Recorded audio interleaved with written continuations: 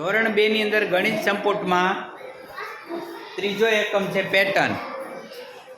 એની અંદર પેટર્ન પૂર્ણ કરીએમાં પહેલી પેટર્ન જો દોરેલી છે, 1 નંબર ઉપર ડેટકાભાઈ છે, એ 3નો કૂદકો મારે છે એટલે 4 ઉપર આવ્યા.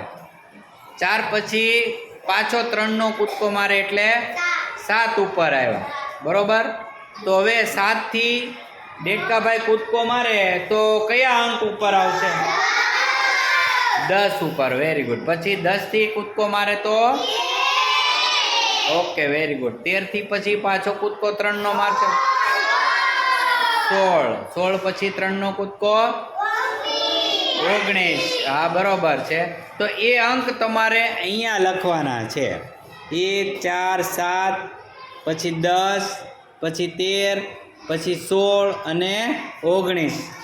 અને એ જ રીતના તમે બીજી પેટર્ન જુઓ તો ડેટકાભાઈ 40 ઉપર છે અને એ 5નો કૂદકો મારે છે.